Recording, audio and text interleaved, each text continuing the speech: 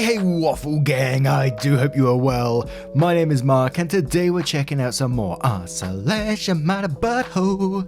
And if you love a Reddit story, why not consider hitting that like, subscribe, maybe that notification bell too, and let's get straight in to today's story. And today's first story is from Not Going Thanks, who says, am I the arsehole for refusing to get on a flight? My boyfriend's parents paid for them, my boyfriend's siblings and their SO to go on a flight to Cabo for spring break. Becky, his mum, hasn't seemed to like me for some reason. She always makes snide remarks about my parents' blue-collar jobs and my field in nursing. We get to the airport and Becky got 7 other people first-class tickets and me 1 coach ticket. She told me I was used to it and she had a free coach ticket, so I should be grateful for going. They all did their express check-ins and left me in the long line for me to think about what the heck is going on. I had to keep from crying the whole time in line. I got up to the counter and there was a baggage fee to me. My boyfriend at the time never once helped me through the coach line or said anything to his mum. I looked over at his mum's smug face when I was about to pay the checked baggage fee, and I let all of my frustrations out on the attendant and started crying. Basically, she said, "Don't go with that family, sweetie, they don't appreciate you." Continues to cry and took my luggage and got out of line with a super sweet check-in woman. I was so upset on how I was treated and started crying on my boyfriend in the airport about how his mother was treating me. I broke up with him at the airport and his mother was so embarrassed I told her what a bitch she was. My boyfriend has been blowing up my phone saying how could I do that to his mother, and just back out of a vacation very last minute and wasted everyone's time and money. And bloody hell, what a way to start. Absolutely not the arsehole in this situation. This person making you feel less than, knowing exactly what she's doing. And just think, this was the start of your vacation. This was the very start. It wasn't going to get better from there. It was only going to get worse. You was going to be continually treated like shit by this person. And your boyfriend enabled the behavior, thought you was the bad guy in the situation. Absolutely not the arsehole. But Complex Lemon 371 says not the arsehole. The check-in lady was correct. If you would have gone on a plane, you would have been treated like this for the entire vacation. It was absolutely the right decision to stand up for yourself. As far as wasting money, she said the ticket was free, and I'm sure she didn't spend much on your hotel accommodations. As for wasting time, you wasted enough of your own time on a relationship with your boyfriend if he isn't going to stand up for you. They're going to say that you should be happy for any kind of vacation and not look down on a coach ticket, but his mother was being pointedly rude to you. Mum says not the arsehole, the fact she got 7 other people first class tickets and yet magically the budget ran out when it came to you tells you everything you need to know, OP. Boyfriend's mum was pulling a most arsehole-ish power play on you, indirectly saying you're not good enough for the family by directly refusing to let you fly first class with them. Hahaha, let's put the garbage in second class where she belongs. I bet she thought she was so damn smart with that move, lol. The fact that boyfriend didn't even speak up once in your favour shows that he's so deep in mummy's back pocket that he's either willfully or unknowingly refusing to recognise her appalling behaviour, and that's a major red flag as well. As in, run for the hills red flag. You're on the ground right now, but in the future you are free to soar and find someone far better than a spineless mama's boy and his garbage family. Will love coffee forever says not the arsehole, good for you. Had you gone, you would have been mistreated the whole time, and I bet you anything you'd have been made to feel that this vacation was a handout to you. The mother should have either bought everyone coach, gotten you a first class ticket, or your arsehole boyfriend should have switched his ticket and allowed you to sit in first class. That would have been the gentleman thing to do. Oh, and you didn't embarrass his mummy. She did that all to herself, and she's feeling that way because deep down she knows what she did was rotten, and that makes her the arsehole. Shrek wife says not the arsehole, you got out of a really miserable situation. His mother would likely continue to treat you like second class scum, and he would have defended her and allowed her to do so. Breaking up with him was the best thing you could have done for the peace and happiness of your future self. Edit, if he's going to blow up your phone about his mum and her waste of time and money, block him. You don't owe this piece of shit family anything. Certainly not free space in your head and added stress. And we'll finish off with Comprehensive Poet 82 who says not the arsehole, repeat after me. Cash or plane tickets does not buy someone the right to be cruel, abusive or controlling. Now, what do you guys make of this situation? Of course, it's going to be a not the arsehole at all, but I can't believe someone would treat someone else like this. Well, I can believe it really, we've read it time and time again on these subreddits, but it's just like, it will never stop pissing me off just thinking about it. But let me know your thoughts in the comments below, and let's move on to another story. And our next story comes from Artistic Comment 20, who says, am I the arsehole for not scheduling the new hire's vacation? I'm the manager of a small team at a large company. Each manager does their team schedule. I hired Lacey last week. Lacey told me when she accepted the job that she already had non-refundable vacation plans at the end of May. I told her that I did the schedule and would try to accommodate her. I couldn't accommodate her at all. There's already another team member out. I put up the schedule and was very surprised at an email from Lacey regarding her vacation not being scheduled. I informed her we didn't have the flexibility and that she was expected to work. When I went to my lunch break, I walked by Lacey's desk and was surprised to see it packed. She handed me a lanyard and told me she quit. She said that she wasn't losing out on $2,500 and that she already had an offer from one of the jobs she turned down that promised her vacation was safe. I'm now being called into my boss's office because she quit so fast, but in my experience, if you start a new job, you understand that you are last for vacation. My fiance says that I'm an idiot and she was telling me, not asking me. And I've got to agree with OP's fiance in this one that, she was telling you that she had a non-refundable vacation plans at the end of May, that these have to be accommodated as part of her joining the company. You went and basically pissed on what she told you immediately, which makes her want to quit. I wouldn't want to work for someone who done that immediately. That would automatically give me a sour taste in my mouth about this company, and I would want to quit as well. So I am going to be saying you are the arsehole in this situation. But Away Refuse says you're the arsehole and quotes, Lacey told me when she accepted the job that she already had non-refundable vacation plans at the end of May, then says she conditionally accepted the job. The condition was her vacation. Oh my god, what kind of company is this? She did the right thing by peacing out. Fancy Cocktail says you're the arsehole, you made it sound like you'd accommodate her and you didn't. Plus the rest of life is more important and vacations are more important for mental health. Lacey also isn't a girl. She's a woman, an adult, not a child. Very good shout there. Miss Rabble says you're the arsehole. When an employee quits, they are firing their manager. You showed her what kind of manager you are and she fired you for it. Old Man IT says you're the arsehole. She agreed to the job on the condition that the non-refundable vacation was approved. You didn't approve it, so you've lost the worker.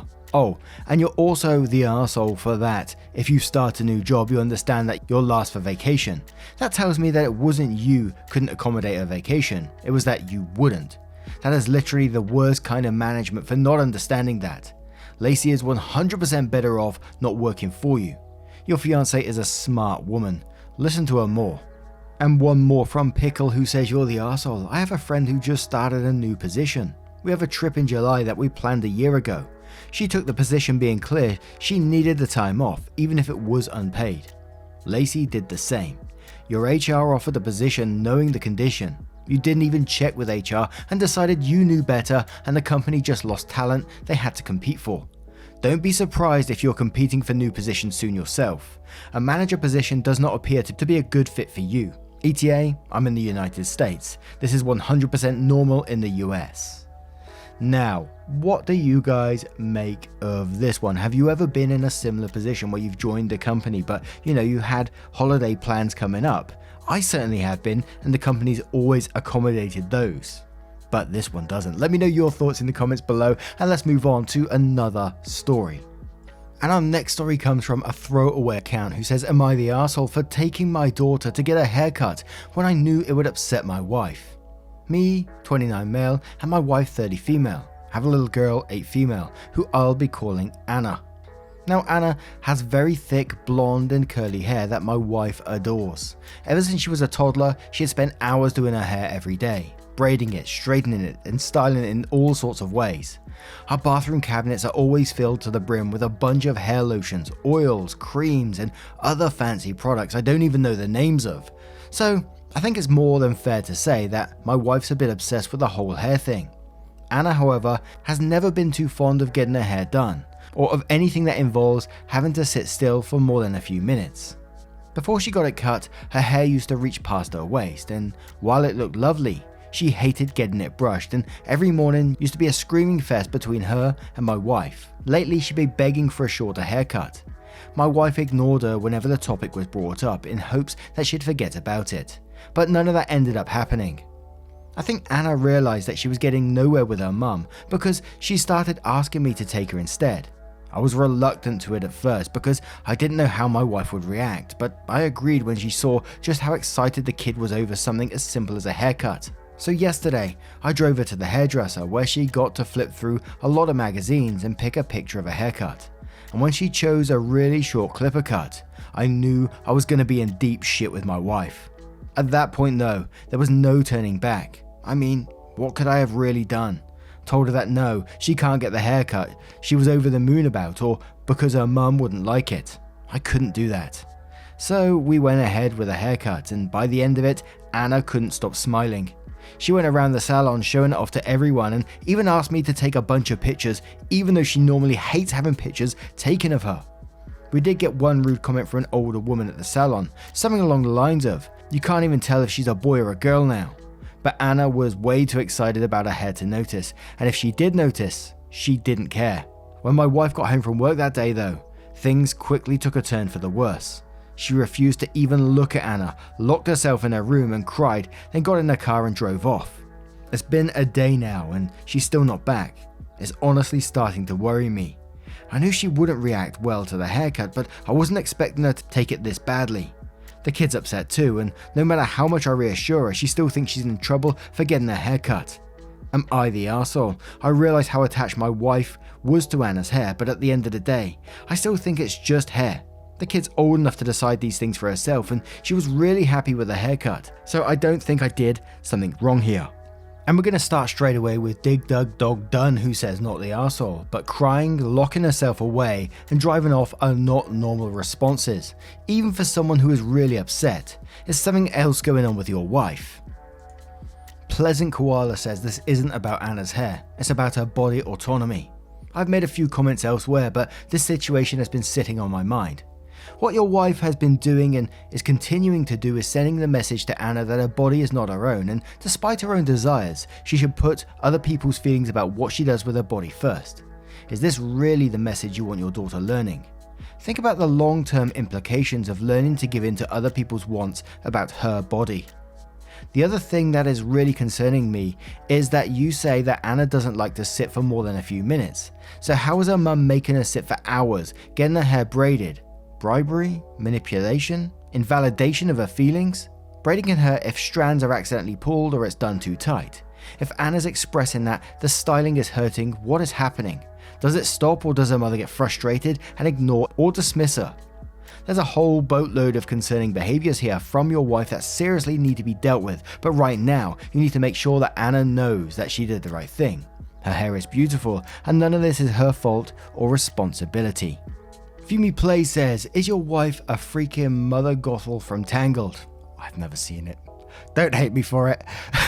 Does she love the child or does she love the hair, for fuck's sake? Not the arsehole. A kid has their right to choose what's being done with their body. Excellent Patient says not the arsehole for taking her. She's 8 and she should have a say in how she wears her hair. But you're the arsehole for doing it behind your wife's back. By the way, your wife needs to seek professional help if that's how she reacts to a haircut.